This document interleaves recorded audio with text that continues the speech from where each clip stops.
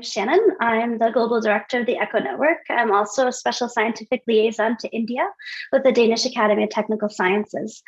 I'm also a faculty member at NCSTFR in Bengaluru, India. And I want to deeply, deeply thank the entire RISE Summit organizers, Karen especially, for inviting us to partner with you for this really awesome event. So your tenets, which responsible, inclusive, sustainable, and eco-friendly, are at the heart of our philosophy. So ECHO Network, just to give you a very quick 2-second overview, is a 1,000-member community spanning 23 countries. And we have the specific focus of increasing trust between sectors and the value of science in society, and trying to instill a sense of responsibility in everyone for India's human and environmental ecosystems. And we try to enable organizations and individuals to interact with each other like we're doing today, and generate a shared purpose through collaborative science-based activities and research. So we start by trying to listen. That's why we're called the ECHO Network. And that's what we're going to try to do today to all of you, including everyone in our audience. We hope you will speak up as well. And about what? Well, about this. We all know these statistics, right? 13% of our global deaths in children under 5 are due to malnourishment. And in India, that almost rises to 20%, even with all our current advances. But every person in India currently throws away 50 kilograms of food every year. Here in India, the average farmer owes up to 60% of their income in debt, and nearly 40% of the food that they're producing never even gets to our plates because it's lost in production or processing or distribution. And finally, regarding science and technology, it's given us a rainbow of revolutions, right? The green, the white, the yellow, the blue, and several others as well. And in my own field, which is called chemical ecology, there's been several advances in pesticides, herbicides, and other agrochemicals that have really revolutionized our agricultural production. But these same advances now leave 40% of our world's insects, like our honeybees, at the brink of extinction. So that's what we're going to talk about today, because these dichotomies really lie at the heart of our current challenges in our food systems. No particular sector is to blame, and yet no one is blameless. And we need systems level solutions that work for every sector and every individual in the process. And we believe that these solutions have to be human centered, which means they need to take into account the social, cultural, and historical context in wherever they are going to be implemented. So we're going to start that discussion today. We have invited and have with us today a former Director General, an agroecology champion, an organic food visionary, a crop health steward, an Indigenous community emissary, a rural development champion, and a digital age warrior, all joining us together today to discuss and debate and listen with each other across concepts and actually across continents. We have both North America, Europe, and India just in our panel itself, not to mention everybody here in our audience. So we're going to try to find this human-focused systemic solutions through our discussion. And I'd like to start this with a man who really needs no introduction, who I'm so glad finally was allowed into our panel today. So I'm just going to be very, very brief with his introduction. Dr. Raj Purohit is the former Director General at the Indian Council for Agricultural Research.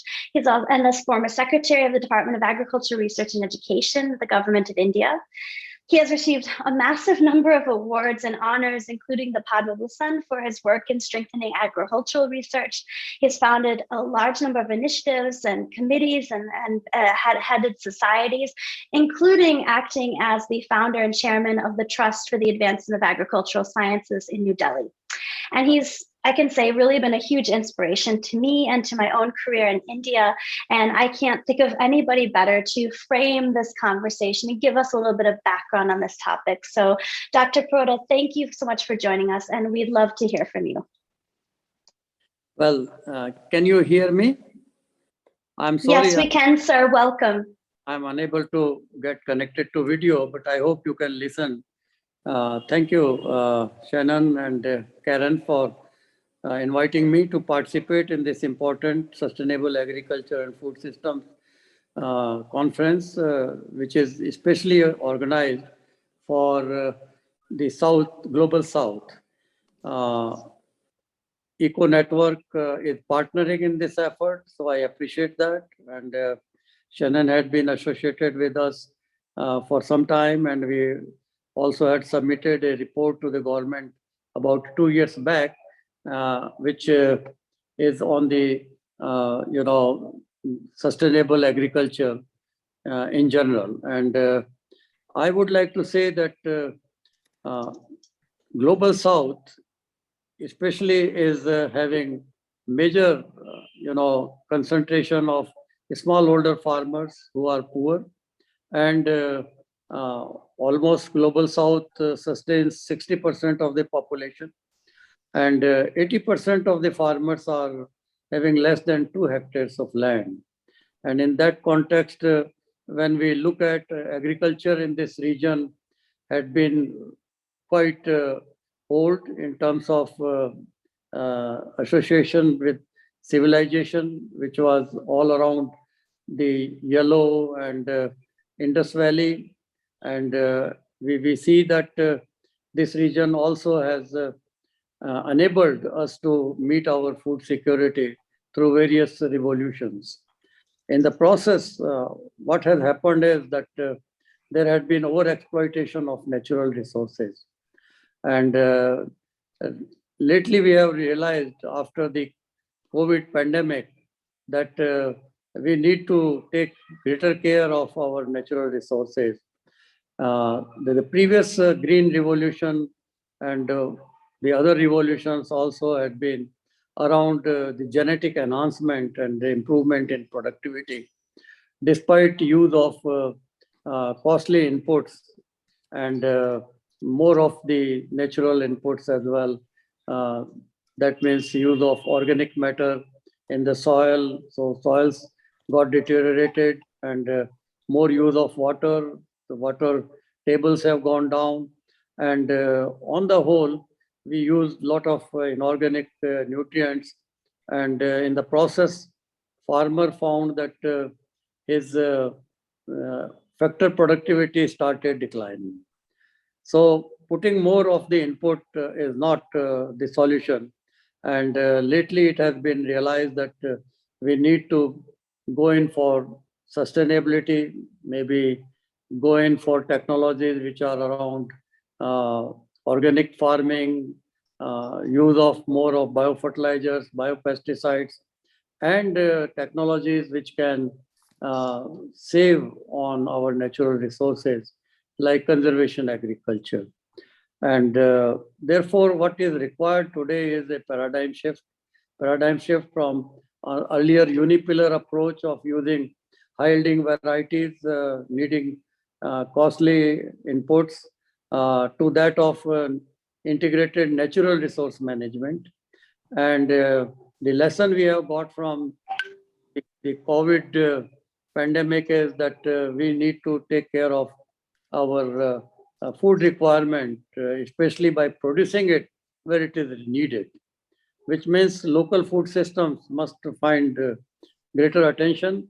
And earlier in the process, we seem to have gone largely after wheat, rice, maize, soybean, etc., which means we did not diversify the food basket and rather narrowed it down. And in that context, now sustainable development goals, which is also the main theme of this conference, that we have to see that food that is produced is accessible economically to the consumers. No doubt, the farmers themselves are important consumers, as Shannon earlier said, and they are using most of what they produce. Therefore, uh, in global food security, the role of farmers themselves is quite remarkable and must be recognized. But in the whole process, we have to see that we need to now think in the context of regenerative agriculture. The regenerative agriculture is the message from recently held UN summit on sustainable food systems. And the messages clearly are that not only you have to only think of regenerative agriculture, but you have to make gray areas green, which means the areas that are rain-fed, where you depend mostly on the rainfall, and those areas are still around 50%, and sustaining large population uh, would require technologies by which they can uh, increase their productivity, conserve natural resources, and also link themselves to the market. And in this whole process, now the strategy has to be not only around production, but also around post-production, value addition, and linking to markets where role of youth is very important, including women. Uh, we had organized the global conference of uh, women in agriculture in India about 5 years ago. And the message came that if you empower and engender uh, agriculture, you can increase the productivity by almost 20 to 25%. And now we also see that farmers have to diversify, go for not only cropping system, but farming systems approach, depend more on animal, depend on more on livestock, agroforestry. And when we talk of addressing the concern of sequestration of carbon, we have to depend more on agriculture, because agriculture in itself is contributing about, say, 13%, 11% from land degradations and deforestation, etc., and burning of forests, and by raising bovine animals and also properly cultivating rice, which is a culprit in terms of methane emission, we will have to see that we adopt those approaches which are more sustainable uh, in long term. Now, in the process, therefore, what is required is greater strengthening of agriculture research, uh, better institutions in place. If they had not been there, there could have not been green revolution in the past. And also, we need a partnership internationally, as well as partnership with the private sector. Everything cannot be done by the government system.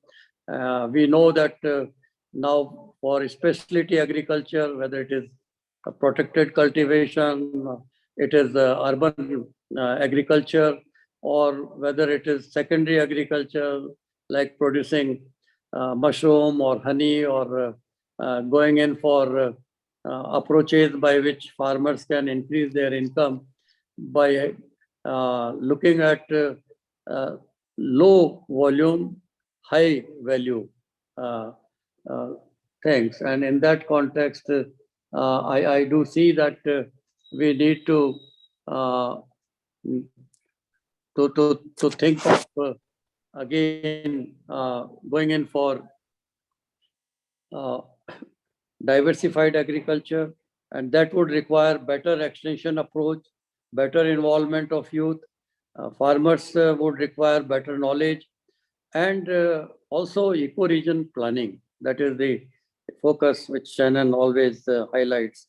Uh, so when you have to go for eco-regional planning, which is based on scientific use, then in that context, I see that there are tremendous challenges, but also there are opportunities. In that respect, I also see that we have to think in the context of uh, reorienting our research agenda to lay greater emphasis on what we call is uh, the innovations. More innovations are required, whether it is micro irrigation, whether it is innovation relating to conservation agriculture in dryland areas. And in that respect, I see that there are several innovations now taking place. Also, what I see is that we have to influence the policymakers and get policies right, not to have those policies which lead to more over exploitation of natural resources, uh, scaling of innovations which can save uh, water like micro irrigation or improving the soil health.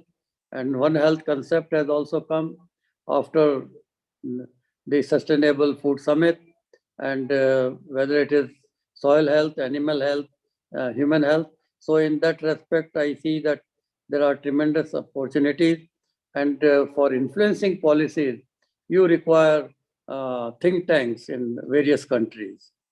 You require people, the stakeholders, to come together, get aligned, and try to debate issues on a neutral platform without bias, because policymakers would like to listen the voice of the majority, not only scientists or only the farmers or the private sector. So in that respect, we need to ensure that there are better, more effective think tanks in each country, and what is needed is policy advocacy as well as proper public awareness. Many a times there is confusion of not using GM food crops. Uh, so there are issues in that respect, and I would therefore like to say that we need to uh, go in for those approaches which can help us in having a more sustainable production system. And for that, what is more important is that we need to think in the context of uh, having partnership at global level, these kinds of conferences, and come out with uh, clear messages which can influence the policymakers. So I would not like to take more time and maybe come back again, but I feel that this is very important meeting, and we need to see as to how we can think of having more sustainable food production while conserving our natural resources, which is a bigger challenge and which is a challenge of sustainable development goals. Thank you very much. Thank you so much, sir. That was, as I fully expected, a fantastic overview outlining the challenge and the current status of what we're facing right now, which I think is a perfect introduction to the next section, which is discussing these challenges. And you outlined so many advances that we have at our disposal, so many technologies and tools, and also a lot of needs that we have. Particularly, you outlined the need for a collaborative exchange across different sectors. And so that's exactly what we're going to try to start right now. So I'd just like to quickly introduce by name our panel experts, and then I'll jump right in. I hope you don't mind to asking you some questions, because I'm really interested to hear your responses, especially to a lot of the issues that Dr. Prota just raised. So we have with us today Minhaj Amin. He's the Director of Operations of the Agroecology Fund. We have Bala Subramanian N. He's the CEO of Shrestha Natural Bioproducts. You probably know them as 24 Mantra Organic. We have Hans Jürgen Links Jürgensen. He is an associate professor at the section for soil and plant sciences at the University of Copenhagen. We have Jyoti Krishna Kumar. She's the director for the Community of Wellbeing Program at Keystone Foundation. Crispino Lobo is the managing trustee and co-founder of the Watershed Organization Trust and executive director of Sampada Trust. And Eliane Ubalajoro, she is the Global Hub Director of Future Earth in Canada and the Executive Director for Sustainability in the Digital Age. So here we have an awesome group of experts, very diverse. So I'm excited for this conversation. So I'm going to jump right into my good friend, Crispino. And actually, Dr. Prota gave a really good overview of a lot of current technologies and innovations, everything from microeducation, conservation, and regenerative agriculture, drylands agriculture, One Health concepts, they all are out there right now. So, I mean, I'd like to know from you, especially given your expertise in this area, what do you feel that we're lacking in terms of evidence or knowledge? And we have all these techniques already available to actually, mainstream and upscale these techniques to work at more of the regional level, as Dr. Prota also outlined, is really important.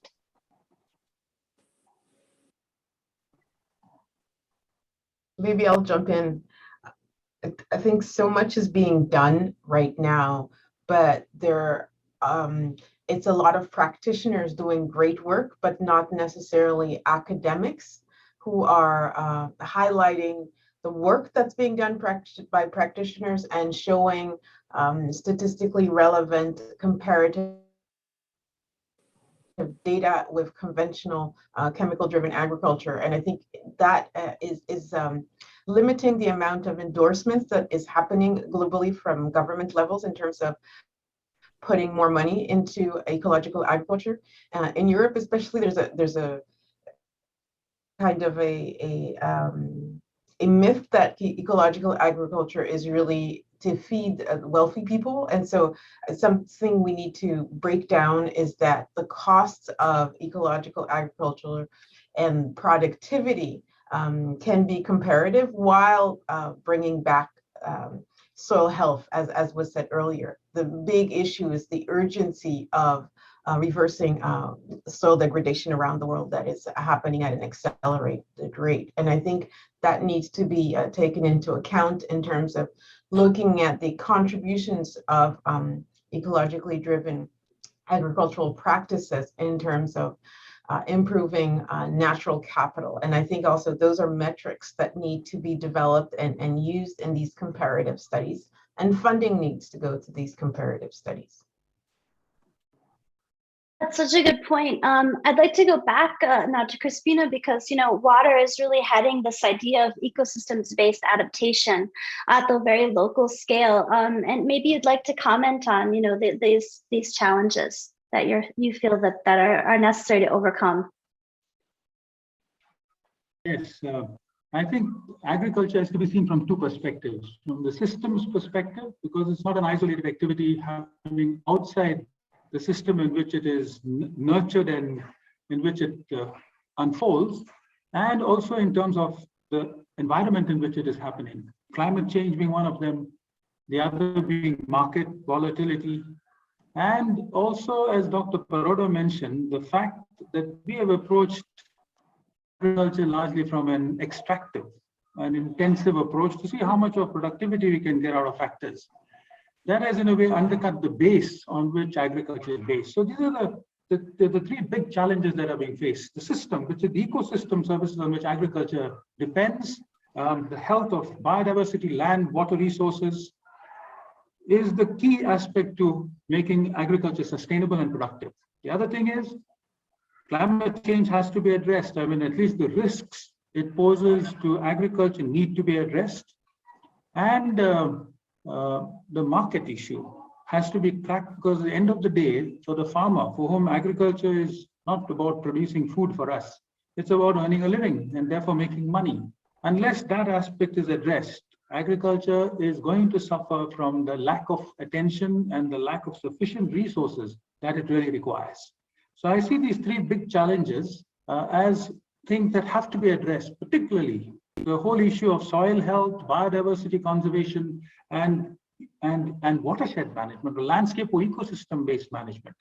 We need to address these three key regions. And about technologies, they all exist. I mean, there have been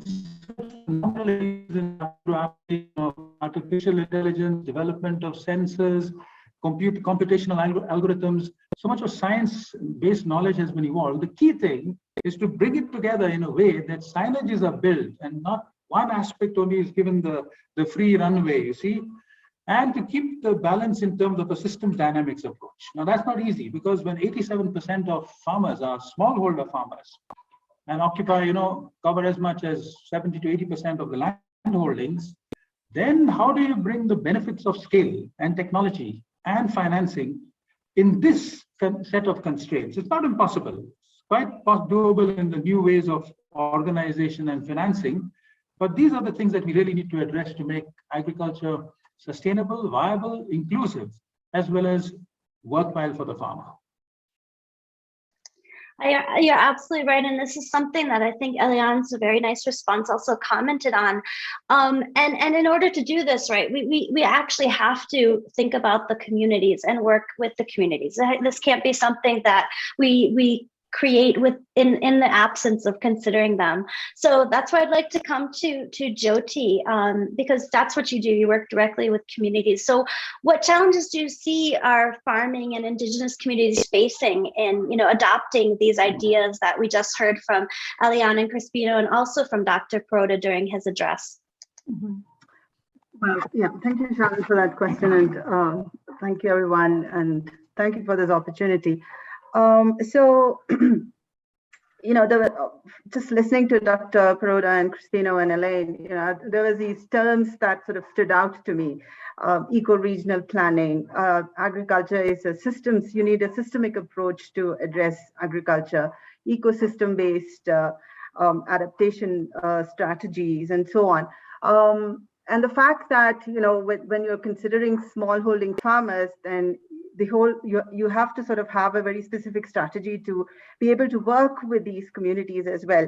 Now, here where we work, I'm based in this little town called Kotagiri in the Nilgri district of Tamil Nadu, and we work with indigenous farmers in the Nilgri Biosphere Reserve. What's interesting or what's sort of challenging about this landscape is the fact that these are all small holding farmers, about 1 to 2 acres of land each household may hold. And because these are also tribal communities, they're also situated, very close to the forest. Most of the times, these agriculture holdings are very close to the forest landscape, either in the buffer region or forest fringe, or sometimes even inside the forest.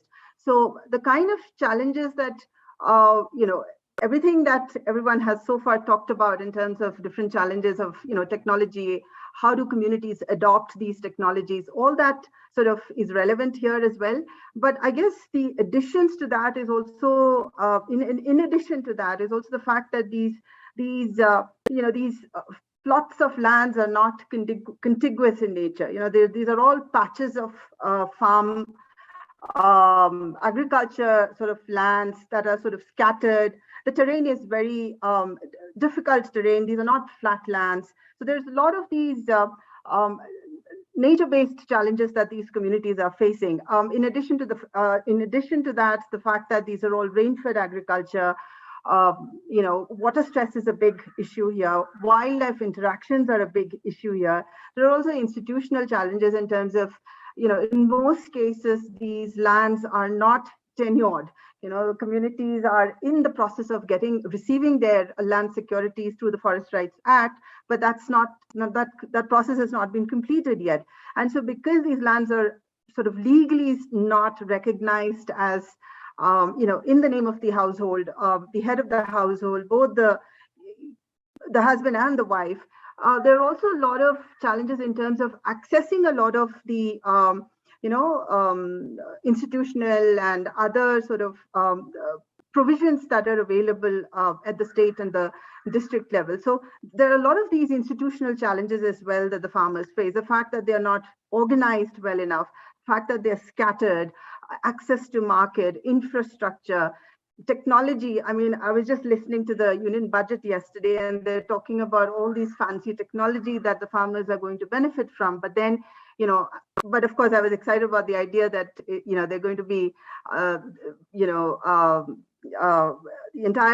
the villages are going to get fiber optics. Now, if that's going to happen, then that's great news, because at least it means access to technology. But otherwise, a lot of these, pockets of agriculture that we see here in the NBR is very scattered and isolated and very challenging in terms of, the landscape. Adding to that, you have the land use, that you see here in terms of plantations, in terms of increasing built environment, because this is also a tourism district. So all this is sort of adding to the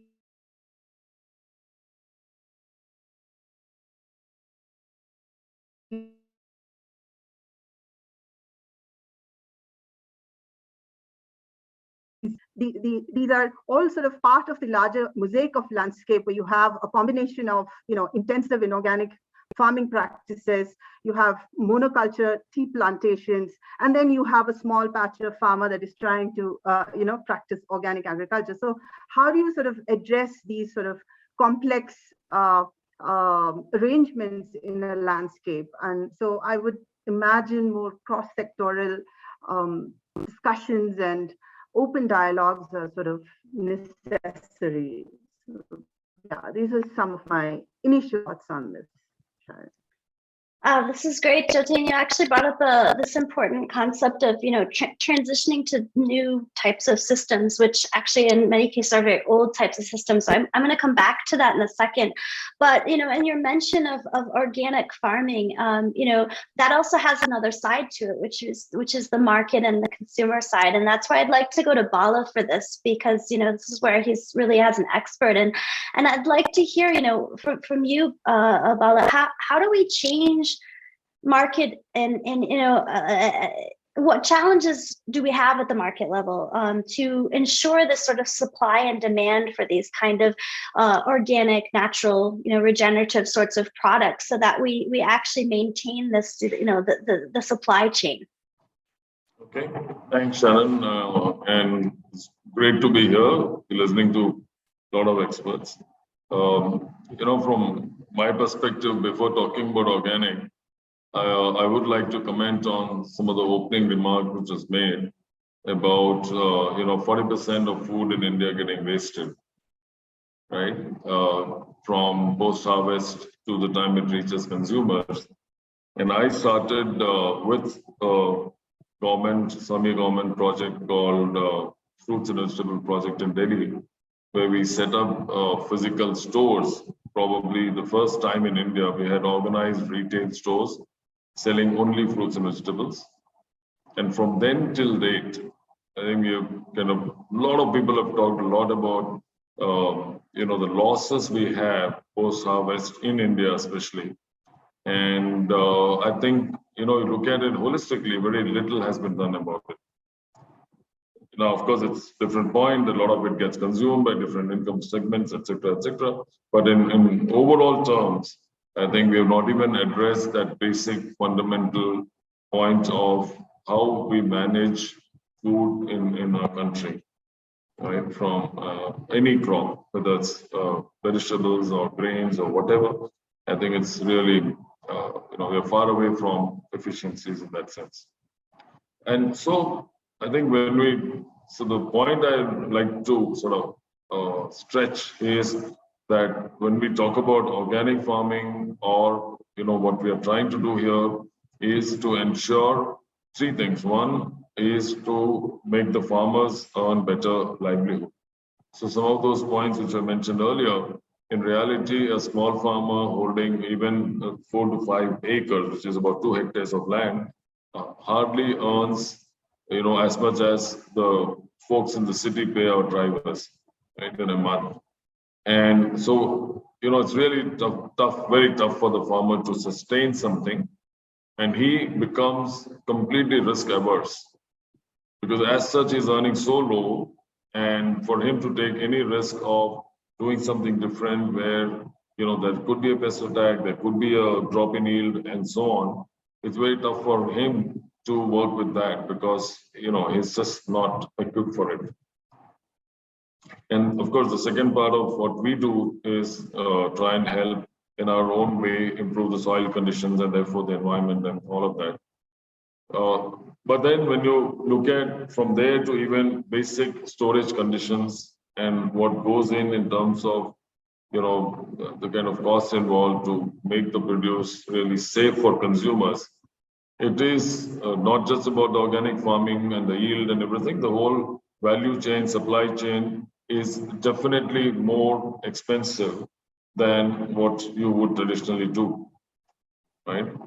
And so the biggest challenge is really, getting consumers to understand this aspect that look, getting good food is not just about, let's say, buying from a supermarket or buying from a packet, but it's about the whole value chain from the farm till the time it reaches them. And in the process, I think while our entire thought process is about, let's say, doing the right things, the consumer eventually is really tuned over years and years to the fact that he or she has to sort of keep their budgets or their spends on the basic food to the bare minimum, right? And some of the initial sort of communication we have done in India is really telling people that you spend a couple of thousand Indian rupees for a movie outing, but the same amount of money they're not willing to pay for good food. Okay, so it's a huge mindset change we are trying to achieve here for people, consumers, and in India especially, and some other parts of the world, to think of their own everyday food. Like I call that as Intel inside. Like what goes inside is also something you need to think about. So from a market perspective, for us, it's about people understanding that it's not just about going to a gym, going to a fitness thing, or all of that, but actually thinking about their everyday food being given as much of importance, and therefore opt for the right food for themselves. From therefore leading to the entire supply chain and the challenges we face is, given our fragmented farming nature, lack of infrastructure, right? For us to be able to manage all of that, I think the the overall ecosystem is such that it becomes really tough to find the right, let's say, modes of doing this, right? From a simple mill to transportation to everything is still in India. It's a big task, and I must say that in some other parts of the world as well, it's still evolving. It's still changing, because I think one of the larger issues, I've been in much larger multinational organizations and so on. I think overall, as a community, as a society, we are so focused on profit and eventually a larger thing of making money, and as a capitalist mindset. And I'm not advocating for socialists or communists or whatever. I'm just saying our orientation is so much towards whether we make money or not, that we tend to compromise on some of those key elements which actually are critical for our future. And so I think I would just summarize that from a market and supply perspective, and even from the farmer's perspective, I think it's critical for people like us and the academia and the governments to work on mindset change of just our minds, right? That to continuously do the right things so that we have, we get good food, clean air, and obviously are the people who are producing the food, right? One of my biggest concerns, we employ about 550 people in our organization at multiple roles, and majority of them are children of farmers. We try to select farmers' children as much as possible, and none of them wants to go back into farming. All right, they all study, they all do. So we give them employment because I don't want them to go and work in a bank or something else, doing completely unrelated stuff. But nobody, not a single person would like to go back to do farming, because absolutely, there is no interest, there is no sort of economic security. And that worries me. Because 20 years from now, I think this whole generation, the whole set of people would, if they don't want to do farming, who's going to do farming? And that's actually what keeps me awake. Yeah. Yeah, Thank you. that's where our food comes from, right? So, I'm also growing up working on a farm myself, which many of you know. So, one of the things that struck me during both what you were saying and also with Jyoti, when she, talking about working with the communities she works with, is, we talk about these diets and these practices also as something that's new, like organic, but there's such a deep cultural heritage, not just in India, but across the global health for a lot of, the practices that are deeply regenerative, deeply natural, deeply organic, in our traditional practices. And it's a real conundrum that I have, and I want to pose it to you and maybe Jyoti and actually any of our other experts. Like, how do we marry these two together, right? Because on one hand, as Dr. Proda has so nicely noted, the ability to grow grains like rice and wheat at such high quantities, it's massively reduced the starvation and malnourishment of our world's population. But at the same time, they're not sustainable practices. But yet a lot of our traditional practices are, and we somehow need to mesh these two, both at the production side, but also on the consumer side. And thinking about our traditional foods that we eat in different regions of India, for example, or actually anywhere in the global south. So how do we put those two things together? I think it's not an easy answer, but I'm going to ask the question anyways. Yeah, Shannon, I don't know, if that's addressed to me, our view is that, whether it's organic farming or going back to, let's say, some of the earlier practices, with the help of science and technology, it's possible to marry the two. Right? For example, in our case, we don't say we are going back to the way farming used to be 40 years back or 50 years back. We do use a little bit more of science and technology to help the farmers. And like Dr. Baroda said initially, look, using chemical farming methods, adding nutrition to the soil chemically, exploiting the water, eventually, at least in India, I know that the soil's ability, the carbon sequestering has gone so low that to get the same yield, same output, you need to add far more fertilizers and pesticides. So the case in point is, if you have read some news, China is trying to acquire companies in the US, fertilizer companies in the US, because they're needing more and more fertilizers just to keep the output going. Whereas if we adopt the right practices and in the right areas, I think our experience over the last 20 years is that it is possible to not only match the sort of output and yield and all the sort of requirements, but also in some cases do better than that. So I think if we use, let's say, technology, science, and a little bit of skill smartly, I would think the challenge will considerably reduce. And by the way, please keep in mind that one of the resources which Crispino spoke about as well, I think water is running out, right? And the more chemicals you use in farming, the more, all the other things you do, it sucks up more water and there's no water. And so that's the other side, right? And in all our farms, if there's a bad year from the perspective of rainfall, we'll suffer much less than conventional chemical-based farming, because the sequestering is good and the crops need less moisture, so it actually helps us. So yeah, to that extent, yes, it's a little difficult for that now, but as we go along, I think it's possible to match the two.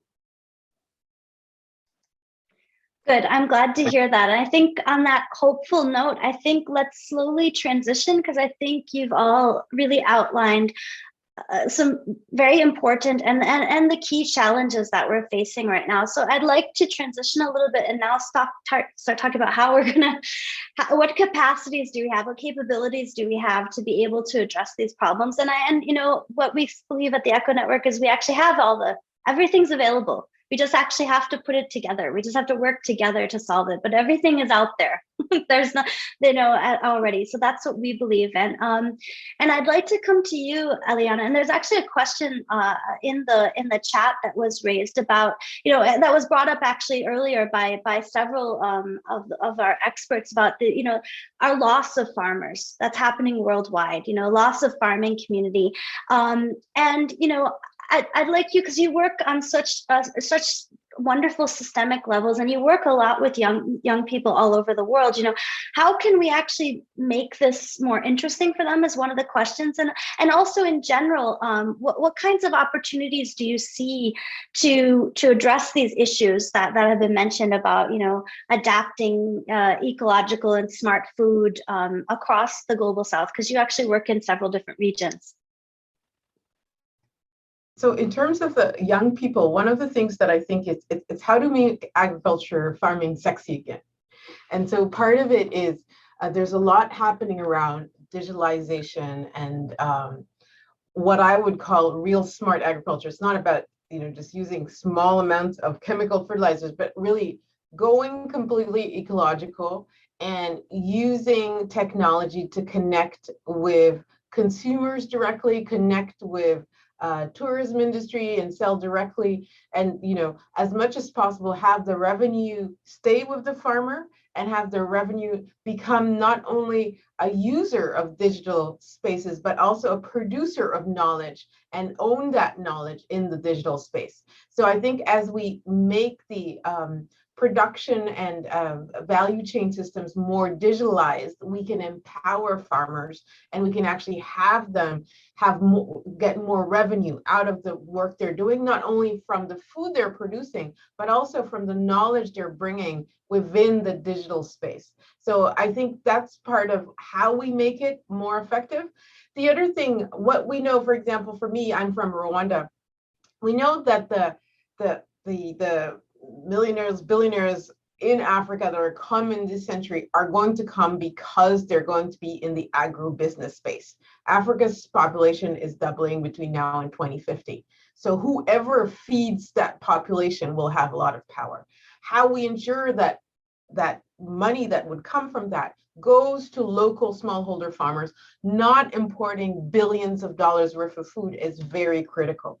And just to go back to what was said earlier, the importance of soil, how we ensure that the soils we have higher levels of water holding capacity is really critical. And what we know is that there's a correlation between the microbial biomass, insect biomass, and the capacity for soils to hold more water. And according to my colleague Vijay Kumar and the work he's been doing with Walter Jenney in Australia, it's healthy soils can hold up to 50 times more water than chemically driven agricultural soils. And so this is why, for me, the urgency of going as regenerative as possible in how we do agriculture is very critical. And it's also critical on a policymaking point, because if we have soils that hold more water, today, floods are the #1 cost in terms of climate disasters in the world. So for ministries of finance to incentivize regenerative agricultural practices is a really critical thing in terms of security, health, capacity for people and goods to circulate. And so this has to become something that isn't not only from the ministers of agriculture, but really the whole government needs to see the urgency of how we look at agriculture in a functioning country. And so I think those are really critical ways of looking how we move forward and incentivizing young people to get into it, and really ensuring that they have access to the digital tools, especially for the women, because we know that women often have less access to digital tools than men. So how we ensure that connecting to digital tools is made available to girls as well as at the same level as boys is critical, so that as they come into the workforce, they can really be empowered by these tools. And how we connect these practices with de-risking farmers for getting credit, because there is a cost to switching from chemical-driven to regenerative practices, but we know that over time it pays back. And so to have banks understand the urgency of investing in these practices is really critical. And so the work I'm doing is really about bridging knowledge and knowledge sharing between Andhra Pradesh, the Community Natural Farming Program in Andhra Pradesh, and the Alliance for Food Sovereignty in Africa. And so what we're doing is really just sharing knowledge across India and Africa and ensuring that experts, farmers have the needed knowledge in Africa to learn from what is happening in India, and also share all over the continent the traditional wisdom that can be linked to this. And for me, the overlay is how can I bring in the level of digitalization to support? How can we show through satellite data over time how practicing regenerative practices really ensures that we restore ecosystems, that we have better water management over time, and we convince whole governments to switch from the billions of dollars going to chemical fertilizers and pesticides being subsidized to using that as starting funds to switch all our farmers to regenerative practices. So you outlined so many good points. I'm going to come back to several of them. One point you mentioned was about health. You mentioned that a lot of soil health, water health, also plant health. So I'd really like to go to Hans-Jürgen here, because this is one of his specialties. It's really dealing with the aspect of crop health. And I'd like to hear from you about how we dovetail some of these new innovations with some of the opportunities that Eliane and Bala and the others have outlined. Yes, thank you very much, and also for inviting me for this meeting.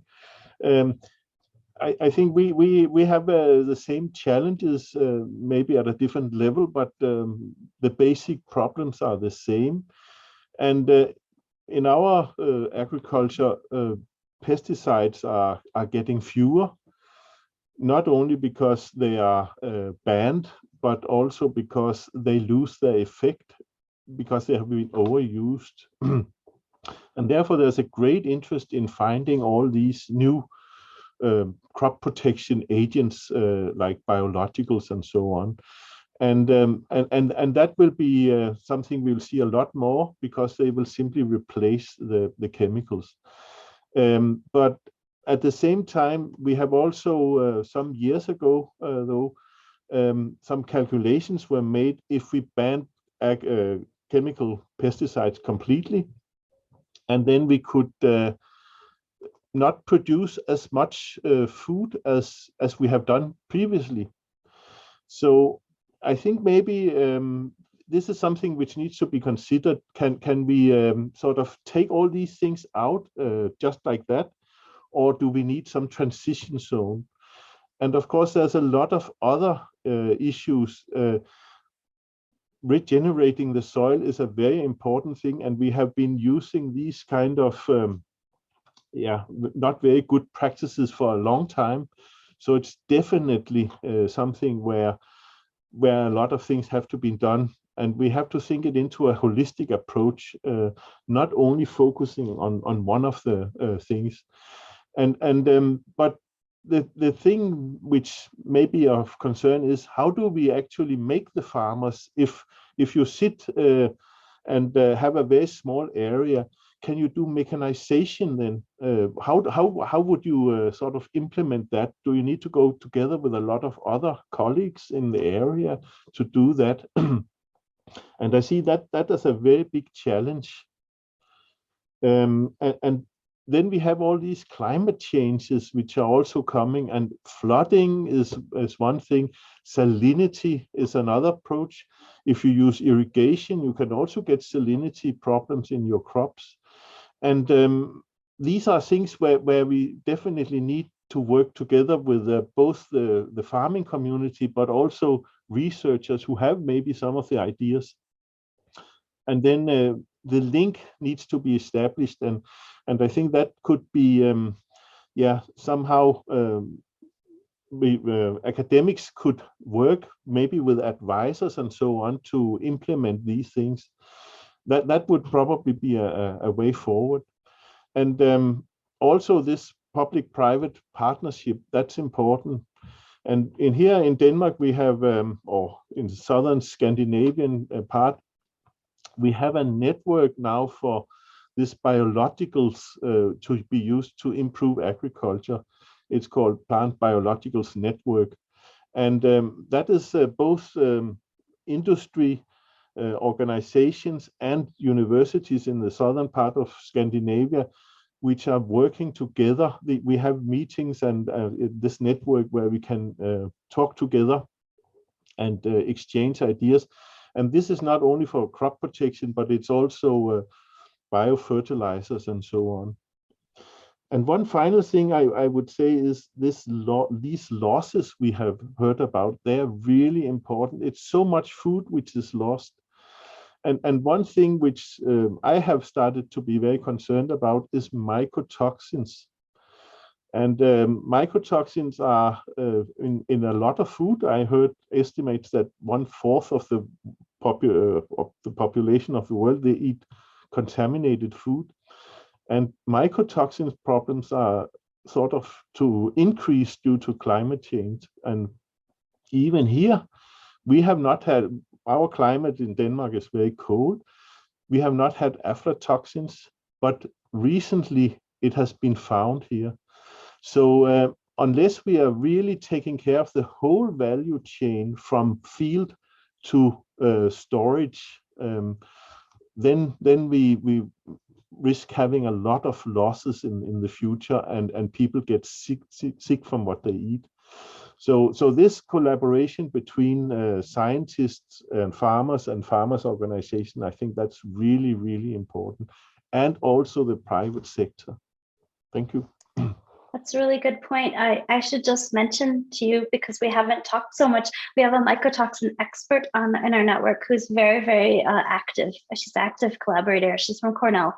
So I will introduce you. Just remind me. We have a question in the chat about, you know, the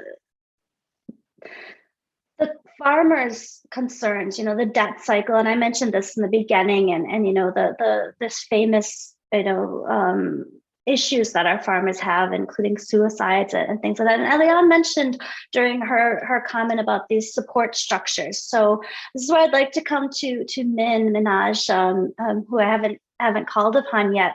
So, you know, how do we provide, or what support mechanisms do you think, first of all, are available, but also do we need to ramp up for communities to both adopt these practices, but also to uplift their livelihoods? This is something that Crispino mentioned as well, you know, that this is absolutely imperative to improve farmers' livelihoods at the same time, or nothing will get adopted.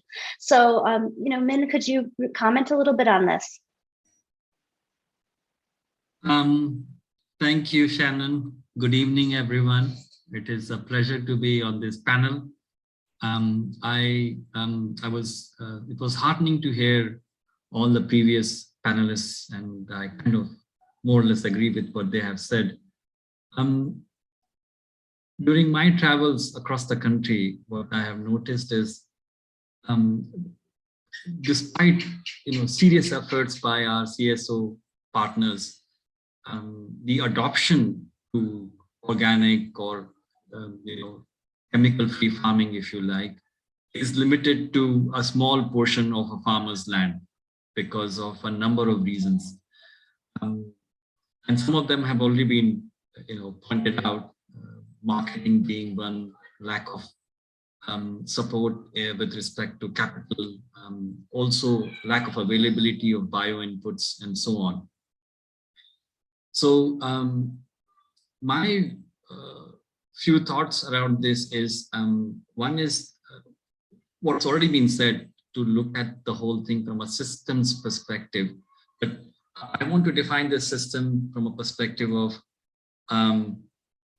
you know, in the food life cycle, farmers' ecosystem, you have inputs that they need, then you have on-farm practices, and then, you know, how the outputs are dealt with.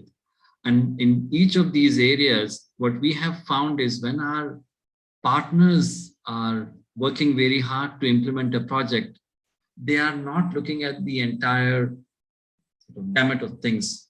So when the on-farm practices are being implemented, there is lack of support in providing inputs, or the support to market products is completely missing. So if we really want the investments to come flowing, we'll have to think from a holistic perspective. And whenever we are implementing such projects, wherever they are, Eliana talked about Andhra Pradesh, which is a great success story. We'll have to look at all of these aspects. I also feel that a lot of stakeholders, when they come together, there is a real power in that, particularly funders. There is currently a lot of investment coming from various agencies, government, bilateral agencies, private donors, investors, but we are not aligned in how we are approaching this. So one of the things we are doing at the Agroecology Fund is to figure out how we can create regional funds that focus on bringing all these different donors, investors together, and create the ecosystem that is required for the farmers to flourish, particularly small and marginal farmers. Also, one thing that I have been thinking about quite a bit is, can we imagine an industry consortium, which, everybody talks about agroecology, nobody's against it. Can we imagine an industry consortium where we commit to keeping a proportion of the retail value within the urban setting, be it for the farm produce, be it for value addition, processing, storage, bio inputs, whatever it is, so that we can enable younger people to get interested, that Diana was talking about, and also ensure that there is possibilities for farmers to get better value. One last thing I want to add about investments is, this is something which is a touchy subject in most parts of the world, is payment for ecosystem services. While I agree with Bala that people should pay for good food, there is a large proportion of our society which is on very marginal incomes. So we will have to keep the food prices low enough for them so that they can sustain themselves, while giving farmers enough income to continue in this in this journey and make this transition happen. And that funding, I believe, can come through ecosystem services funds. And of course, carbon sequestration is one, but also for biodiversity, for water conservation, all of these things we'll have to find mechanisms, maybe market mechanisms. I'm not the big fan of market mechanisms, but maybe we'll have to look at those things to ensure that the farmers have multiple revenue streams to support themselves. Thank you. And we also, if I may, because that's something that our network, as you know, Min, because we've had many conversations about this, valuing our natural resources, valuing our ecosystems, and one of our core subjects. It's also very important that we don't commodify nature, because that also is fraught with its own challenges. It's a delicate thing. So I mean, I'm on your side, and I really, this is why it's a really important topic for us. But yeah, it has to be done very, very carefully, and this is why we need to bring everybody to the table. And I think that this often causes stops in the system because people just don't listen to each other, and they have such strong feelings about it from each side. So that's a very important point you raised. I'd like to, if he's still here, I think he is, to go back to Dr. Perota, because throughout this conversation and throughout hearing from our experts, and also in his original address, he talked about the role of government. And one of the things we haven't touched on so carefully up to now is the fact that this really needs to be contextualized. One of the important aspects of agroecology that you just brought up is that we have lots of different regions, not only in India, but across the world. And you know, a solution for, as you mentioned, the success in Andhra is not necessarily transferable directly to Punjab or Karnataka, right? You have to really regionalize this. And this is actually not an easy thing to think of for government. So Dr. Pura, how do we actually go about doing this at the systemic level? Because many of these solutions really work at a local level, but actually a lot of the government programs are national or even statewide and have generalized guidelines, right? So this then becomes a little bit tricky. And I know this is something that you've talked about very much recently. You had a stakeholder convention about regenerative agriculture. So I'd just like to hear your thoughts on this, sir.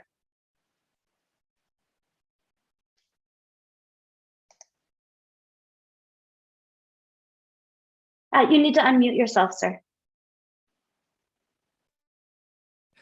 Thank you, Shannon. I think much discussion has taken place and very important points have been raised. I would like to say that we have to now lay greater focus, as was the outcome of Global Conference on Agriculture Research for Development, GCARD in Montpellier, that farmer need to be in focus. And in India, agriculture had been the basis for our livelihood all along, but we have not made our farmers first. So how can we make farmer more secure and sustainable and make sure that he also is able to get benefit of those innovations which can make a difference in terms of improving productivity, having permanency through better resilience in agriculture, and more profitability by linking to market. So in the whole process, since these are important even to address sustainable development goals, because unless you increase the income of the farmer and give them a status which they deserve, I think whatever we may say or what we may do may not really happen. So it is not an issue of subsidy when we looked at. It is an issue of providing farmers incentive to reorient his agricultural practices, which can lead to, say, that one health concept. And in the process, naturally, just to say that you go for organic farming is not going to feed our people, because demographically, we are adding almost one Australia every year in India, 16 to 17 million people. And we had seen that, and the issue of marketing also came up. If you go in for biofortified crop or for organic farming, then obviously you would require again incentive and support in terms of the pricing, and also support in linking to market and better public awareness. So the issue is, how can we influence the government to have those programs by which these innovations which can make a difference for farmers' income can be scaled. And in that process, what is required is to go in for providing incentives to farmers for adopting these approaches by way of different ways. I mean, if we are using now nutrients and our nutrient use efficiency is hardly 30%, then to improve efficiency by adopting those innovations or adopting biofertilizers. But then from where to get biofertilizers? Who is going to produce and where it is available? And can we replace the 32 million tons of inorganic fertilizers that we are using now to meet our food demand by reversing to a system by saying that, well, we go for organic farming. In the whole process, obviously, I see that there are opportunities. We will need to have better, you know, organizational support from the private sector in particular for knowledge empowerment. Farmer needs good knowledge for good agriculture. For diversified agriculture, we talked earlier. And then maybe carbon trading, if it goes in for, say, soil test based use of fertilizer rather than support by the government only for the urea or nitrogen fertilizer. That leads to skewed use of these inputs and have created more problem. Also, we are saying that use less water, so going for those crops which need less water and also provide you better productivity. But then marketing of those, whether it is soybean or it is maize, to replace rice wheat system. And then the policies have to be such that there is a value for inputs. Presently, there is no value for input, like when electricity is free, water is free, uh, fertilizer is subsidized. How you can expect the improvement in the system? So these are important aspects. There we would require uh, greater role of private sector, whether it is biopesticide, biofertilizers, even micro irrigation system or conservation agriculture cannot be done in a small farmers fields when you require use of implements and machinery. And without those, and for that you would require custom hires centers and services. You will require farmers to organize themselves to to get better gain from these technologies. So self-help group or farmers producer organizations or cooperatives, but then there has to be incentive, even incentive for carbon trading.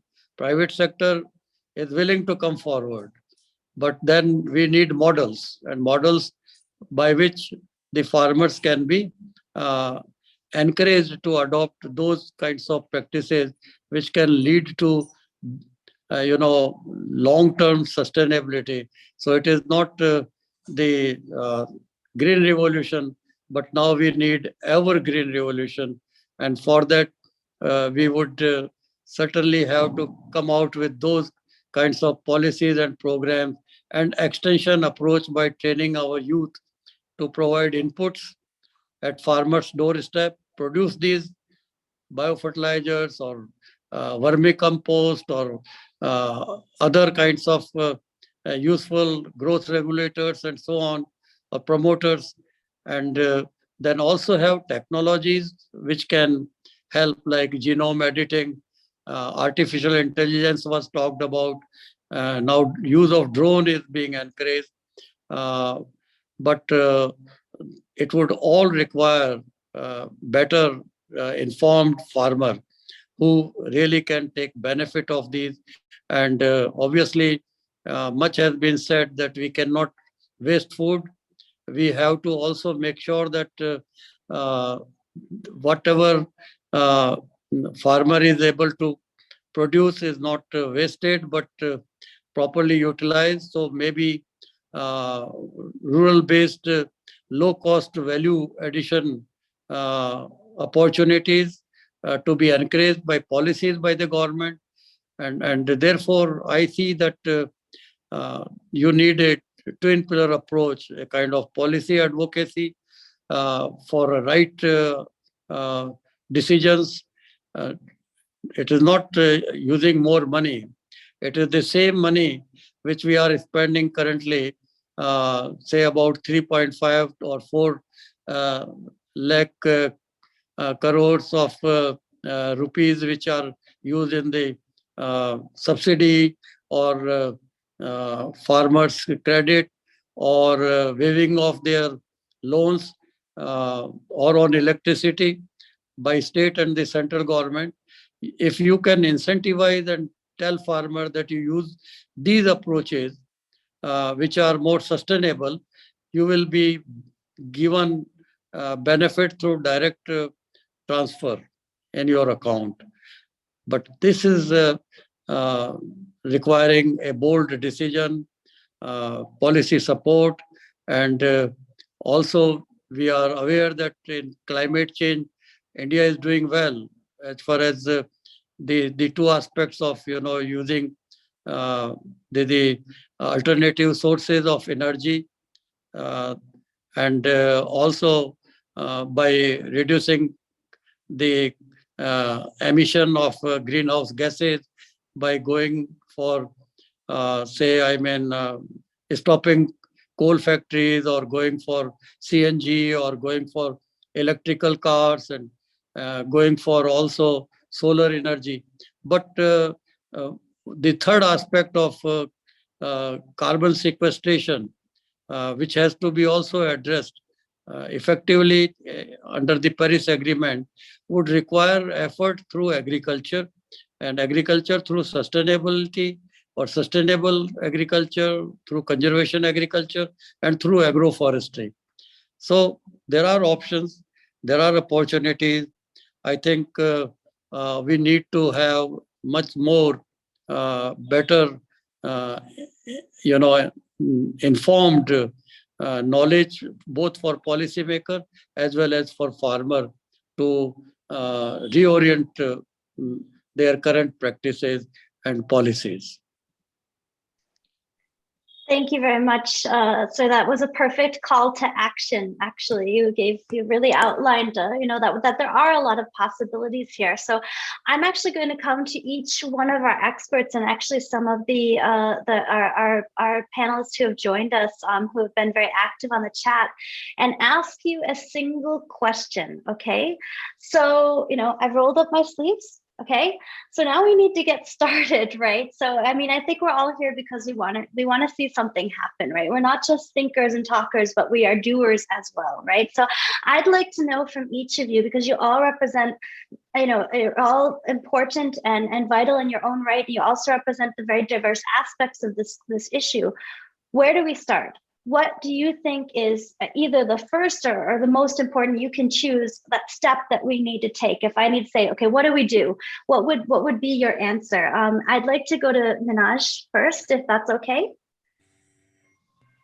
I wish I had a magic wand, but yes, we start from somewhere. And I feel there are two areas where we should focus immediately. There are a few more, but two come to mind immediately.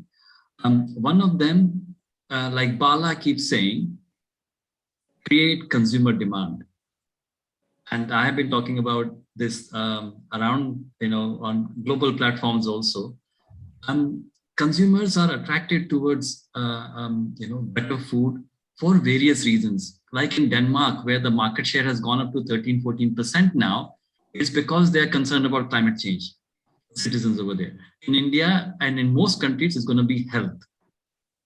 So we have curated a bunch of health benefits of non-chemical farming. I think we should come together, create collateral material for creating consumer awareness around the world for better food.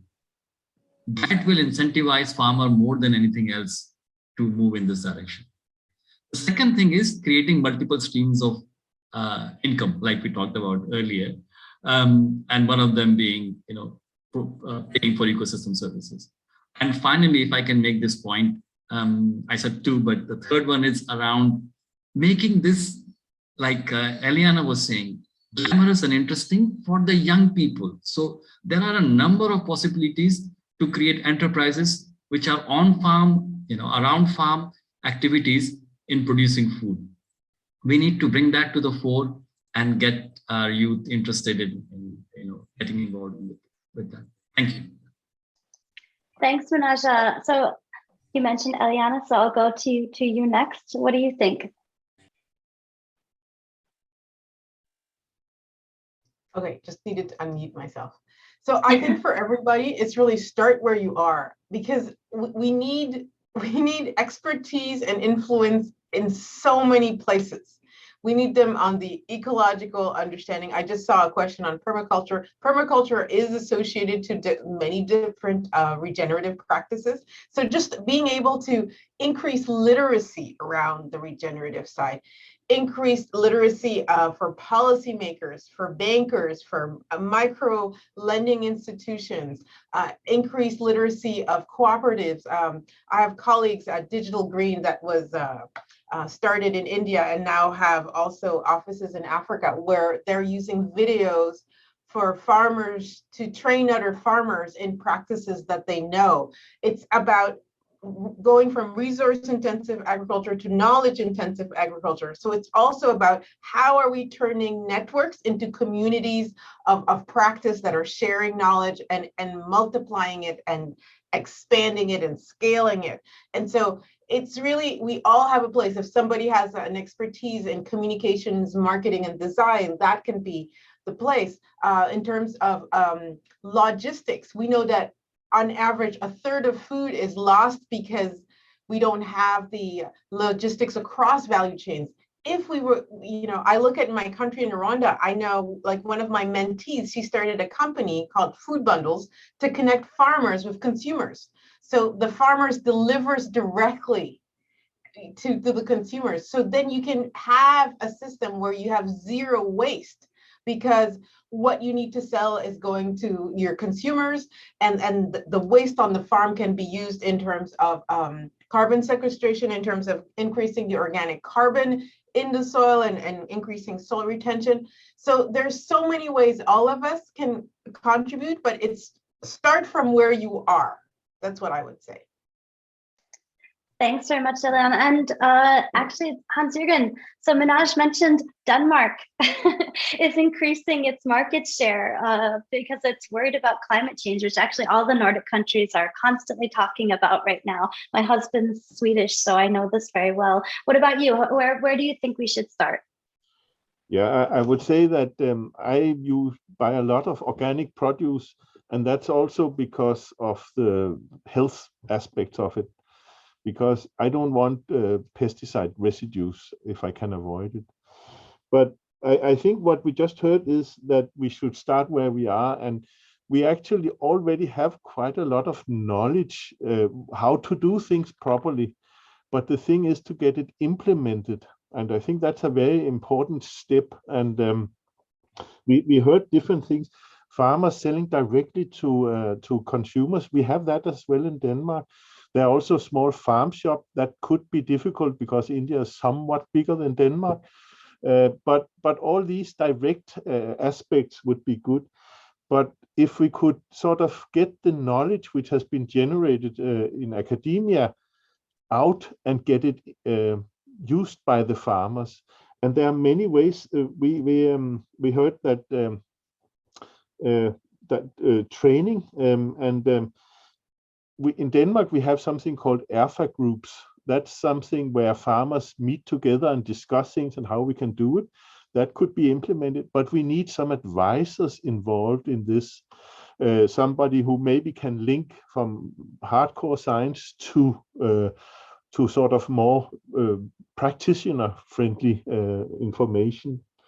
And I have worked in Vietnam, and sometimes in TV you see programs on agriculture where some experts sit and give answers to questions. We wouldn't have that in Denmark because there's the farming community is too small. I don't know if you have that in India, but all these things where you implement the knowledge and get it to work, I think that would be really useful as a good starting point. Thank you. Thanks very much. Bala, you have quite a fan base going on the chat. They love your products, as do I. That's not why we invited you here only, but we are very happy for the products you give. Where would you start? I'm going to take a little bit of contrary position and just say what Min said is perfect, but I would just say money, money, money, right? I mean, my experience A lot of people want to do a lot of good things, but eventually for the farmer, for people who are interventionists who are helping, and everybody sees something in it for them, I think it will accelerate faster, because good intentions, good deeds will take a long time to see the light of the day. However, if there is something in it for most of the stakeholders, I think the change will be much faster. So I would basically say, listen, we need to make it viable for all to make this happen. Well, I mean, money talks and money's power. So, I mean, you can't really deny that, right? It's a really a very important part, and economics can't be ignored in this, right? As much as we talk about human-centered design, one of the things that motivates humanity is their pocketbooks, of course, right? So you're absolutely right. Jyoti, I haven't come back to you in quite a long time. So what about you? Where would you start?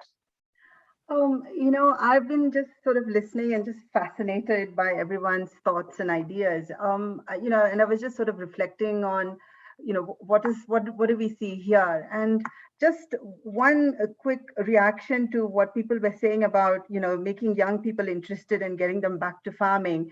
And one thing we observed, and this was perhaps a reaction to the pandemic, and we saw a lot of community young people coming back to their villages. There was a lot of reverse migration happening in the Nilgris, and places where they haven't sort of farmed in the last 13 years, a lot of them actually went back to farming. So there's now a sudden sort of a revival of interest in farming, and this realization that, it could potentially be an option for livelihood for them. But of course, to keep them motivated and to, sort of ensure that they continue in this farming as a livelihood option, it has to be obviously made sort of economically viable and market friendly and so on. So I think my reactions would be that when we think about solutions, it definitely has to be more local and contextualized, because the kind of terrain and conditions and as I was saying in the beginning, the sort of the type of population, the kind of agriculture that they practice, and the other stakeholders that are also in the landscape, and the kind of land use changes that you see happening in the landscape, it really requires a much more contextualized, tailored sort of approach when we think about solutions. Engaging young people, definitely capacity building of young farmers to be able to sort of navigate this ag market space, negotiate their needs, negotiate their demands, is something that we should also be thinking about. Digital solutions are great, but again, in a way that is more accessible and friendly and viable in some of these places. So again, we can't think of one solution fit all. It has to be much more contextualized. One more point, I was seeing the chat, and a lot of people were also, somebody was talking about PGS and certification and all of that, and we are also part of this PGS certification as a strategy for improved market and market returns. But what we also found was that some of these processes are so so difficult and so time consuming, and you're expecting a small farmer with sort of especially in our landscape, a lot of them are illiterate, they're not educated, and you're expecting them, even if it's a peer reviewed process, these documentations are like 37 pages long with some 60 plus questions and answers that they have to respond to, and then it has to be uploaded. So make the processes a lot more friendly and easier for farmers to be able to actually engage in it and utilize it, and leverage it. So I think these are some of the suggestions or ideas that I have to share. Yeah, thank you. Thanks very much, Jyoti. Those are really important points. And Crispino, are you still there? I'm sorry, it's taken me a while to get back to you. There's so many important points that everybody's been making, but I'd really like to hear from you, because you work very much on the context that Jyoti has been talking about. So where would you start? I fully endorse that unless we crack the market issue, money, income and prices, not going to get anything that really works scale over the long term. So I think money or the the income the farmer finally gets is the key motivating signal. And you must keep in mind that the green revolution, its spread and its lure, its attractiveness was based on many critical inputs without which it would not have happened. Just because productivity rose, it wouldn't mean that would have been adopted. You see, MSP has played a major role. It's also one of the key drivers of the farmers' agitation, which was recently concluded. So I think guaranteeing or assuring good return to the farmer, increase consumer awareness, or MSP or any other way, that's key, number one. Having said that, that's with respect to behavioral change. It ensures, it determines whether the farmer will adopt nature-friendly or organic practices or environmentally friendly. The other thing is the production side. The Green Revolution was successful because there was an enormous amount of what you call enabling factors that came together with massive government support, financial provisioning by government, and a key thing is government stayed the course. I mean, it supported this for a minimum of 20 to 30 years with massive budgetary support and political support. And that's what made the 2 or 3 northern states the granary, the cluster of India. If we want to promote agriculture which is biodiversity sensitive and nature friendly, we will have to get this coalition of partners, stakeholders together with the science and technology which fortunately now exists, bring it together, get public as well as private resources on a sustained basis in focused way with political support at scale. There is no other way, in my opinion. But it integrates both production, post-harvest, the value chain, and the market. Another key thing is, you see, it's technology has to be absorbed, and the science behind it and the rationale has to be understood by those who are going to adopt it. So we will need, as we did during Green Revolution time, we will need to launch massive literacy and awareness campaigns of the technologies available that can improve productivity, reduce costs, and enable the farmer to capture greater share in the value chain. So this is something that I believe you're not paying enough attention to. With organizing the farmers, see, one of the great banes of adopting technologies at scale is the small holdings that the farmers have. So we need to have new forms of organization that match these new technological modes. So can farmers undertake collective farming, where they pool their land resources or dematerialize it in terms of shares in a formal institution like a company against which it can lend secure loans as collateral, or even as collectives without having to go through all this circus of getting loans, as collateralization, etc. Could that be done also? We need to really emphasize that, because now, for the first time, in my opinion, at scale and at reasonable cost, we have the technologies to be able to disseminate knowledge widely, to have it distributed, and to engage farmers in co-evolving that knowledge and understanding what is already there for adoption. And the last is, I think science needs also, and it's coming to that, it's not that it's not happening. We'll need to conduct a large number of small and quick experiments, given the heterogeneity of smallholder farming, particularly in India, to identify what works under what circumstances. Because you can't have a generalized one shoe fits all situation. It's not going to work.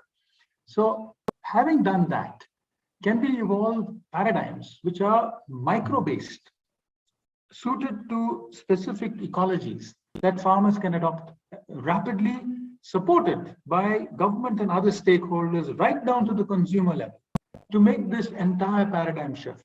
Otherwise, I don't see really it happening in a way it has happened, say, in the case of the Green Revolution. Thank you. And you can't do that without the communities. They have to be directly involved in this process, which is why we also have to bring the scientists and the communities closer together to make this happen. That's such an important point. I'd like to come to some of our, so far, well, not silent, because they've been very active in the chat, but haven't actually spoken, and ask, what they would do next. What's the first step they would take? Our plan is to compile all of these thoughts and put them forward. Dr. Purohita put a challenge to us to actually provide policymakers with some ideas, and that's the goal of this. We want to try to provide some concrete ideas that we can take forward as our group, but also, you know, among all of our different organizations that we all represent as well. So Kumar Iyer, if you could give me your what is your first step that you would take?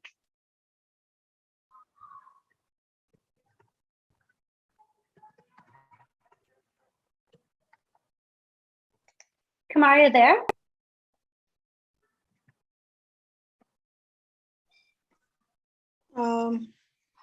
No? I is here but can't speak. Yeah. Okay, no problem. Maybe you can put it in the chat box if you can't speak, if you can't hear the. No, I think I can. There you are. Hi. Very faster. Yeah. Now? Okay. Yes, we can hear you. Okay. Maybe my thoughts are too naive because I'm not an expert in the agri business, but I'm coming from a more of a sustainability angle because I work in that area of creating value. And what I have seen is if you can identify all the key stakeholders, get them all in the same room and talk to all of them together and get them to put down on paper exactly what their aspirations are. When you have everything down in writing, then it becomes difficult for them to back down. You know, today what is happening is everything is assumed. So the goalposts are changing constantly. Whenever you are nearing a solution, the targets get changed. When everything is in black and white, it becomes very difficult for people to renege on their commitment. And that is the way I usually work with in other sectors of industry, is getting people to put down their aspirations on paper. The minute that is down, the minute you are honest with yourself, then it becomes very difficult for you to be dishonest with the world. So that is just my layman take on this whole thing. But I have seen it work quite nicely in other sectors, and human beings are all the same everywhere. So I don't see how it cannot or it should not work in this case as well. That's all I have to say on this. Thank you. I firmly believe we're all the same. You know, being an American who's adopted India, or India's adopted me, I should say. You know, I always say anywhere, people just want to put their kids through college and get them married. So it's kind of the same no matter where you are. So I completely agree with that. How about Anand Krishna? Would you like to unmute and let's hear what would you do? Yeah, so I just want to comment on what Kumar was saying, and I think it works at a very decentralized level. I don't think it works at our state or central level because we have this freaking dance of democracy every 5 years. Just one government pushes a policy and then they're thrown out, and the next 5 years you're somebody else and that has different priorities. So that doesn't work. What Kumar was saying at the state or the central level, it may work for some changes, but like we have seen, the laws were reversed. So at a very decentralized level, that might work, that you get everybody together and they agree on a village development plan or something very localized that will work. So that was my point to his.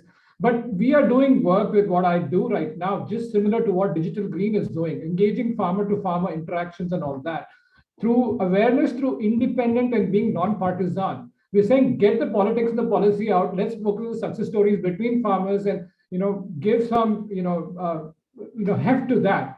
And try to focus on organic farming as well as bio farming, which a lot of bio mention was there, and also technology. So we use technology in a smart way, and try to do this organic, natural, and bio farming with the aid of that. Let technology be enabler for our traditional practices, but not overtake it necessarily. Obviously, there are a lot of challenges. You might have seen my comments in the chat window. We are going to have a lot of things in our hand, and like I think the person from Africa was saying, there is so much to do, and there's so many aspects to this. There's so many aspects for this, and Crispino's point about each crop value chain, how you go from end to end on a crop value chain, that is also a much needed approach right now, and the government is trying to do that. with the one district, one product scheme. There are many schemes there, but the problem is execution on the ground. And we simply don't have the commitment or the leadership, and the disconnect between the center and the state, because we are structured, central and the state is an agriculture is a state subject. So there's a lot of competing agendas here. So unfortunately, that will change. We're trying to say that we'll try to do what we can. We'll encourage everybody else to, follow our path and, focus on the, what we can do, and not let the distractions and the daily outrage in this media age we live in, take that away. Thank you very much. Thank you very much. Those are some really good points as well. How about anyone else? So Catherine, would you like to comment?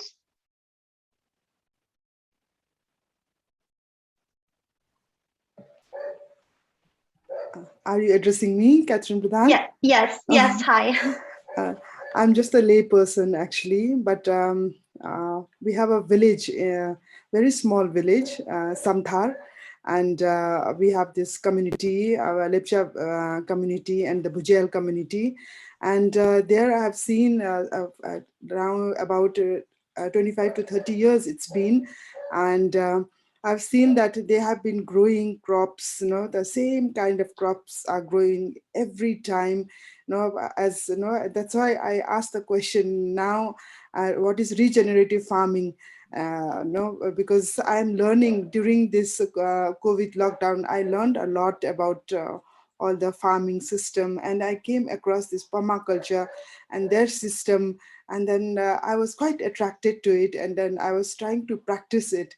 And I know that it's in the big agriculture, it's I don't know whether it can be applied or not, but I feel that for the small farm holdings, I think that can be quite perfect to regenerate our soil, giving back to the soil.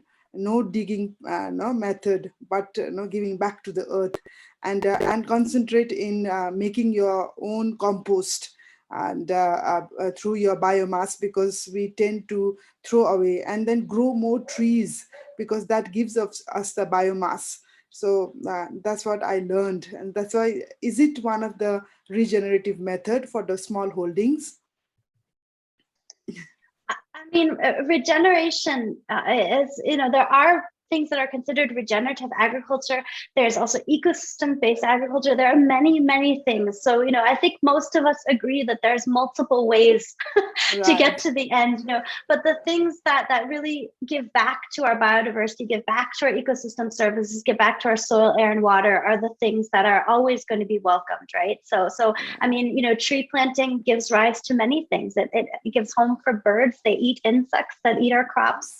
They house bees that pollinate our crops, and they also provide sources for groundwater restoration. But they also have to be planted in the right places, right? Not everywhere should have a tree. So there's also grasslands and wetlands that are also important. So I think your point is very, very good. We're almost at the end, so I'm going to take the prerogative as one of the co-organizers to give my 2 cents. And I think that this all starts with being better listeners. And I want to thank all of you, each and every one of our panelists, our experts, also our experts who came to us from the attendees and our entities as well. Listening and learning how to trust each other is really where this all starts, because once we start there, then working together becomes easy. And I think people say, yes, we need to collaborate, but they forget that actually the prerequisites to collaboration always start with these kind of things. So I just want to thank you. I hope that we gain some of your trust in this. I hope you'll continue with us. The ECHO Network is open to all. We want all. We are all experts in our own worlds, whatever that is, whether we are a farmer or a housekeeper or a shopkeeper or the CEO of a company, okay? So we would love to have you. I hope you'll join us. This is very important to all of us. Thank you so much for joining us at this effort. I hope you enjoy the rest of the RISE Summit, which has some fantastic interactions and even more fantastic people. And that's what we think we need. We need to do this together. So thank you so much, all of you. Thank you, Karen, as well. Thank you so And then much. if I could just close very quickly, and thank you very much. That was an amazing discussion, and I'm sure a lot of food for thought. And as we said, as per our methodology, you know, we really want to see collaboration happen. And the conversation at the Rise World Summit doesn't end at the event. It continues post the event, hopefully in the form of regional discourse, sectoral discourse, and of course, finally, projects on the ground. I also want to kind of maybe talk one more last thing about what we talked. You know, the summit is all about the SDGs. Unfortunately, we look at it like this as 17 boxes or 17 silos. And the way we really would like everybody to start thinking about it is a woolen bull of 17 different colors, tightly intertwined, tightly integrated, tightly, interlinked, whichever word you want to use. But think of all of them, because I think unless we have a more holistic view, ecosystem view, multi-stakeholder view, we are not going to be able to solve many of the problems that are still plaguing us after decades and centuries of investments of billions of dollars. So some key messages from us. And of course, we are trending on social media. So if in case you'd like to share anything about us, please do use the RWS22 hashtag and follow us on our handles. Last but not the least, as I said, we still have one more day to go, and lots that's still happening in terms of the different formats, different activities happening in parallel over here, including some fun sessions like cultural sessions and fireside chats. And tomorrow is our closing plenary at 5:30 is the Glenmark Nutrition Awards. And then at 6:30 is the Rise Awards and closing ceremony, where we will have Professor Philip Kotler, the father of modern marketing, and someone whom I'm a big fan of. I hope that you will make some time to be there with us. And thank you very much. This was absolutely amazing. And we look forward to stay in touch. Thank you once again. And thank you, Shannon, once again for this great roundtable.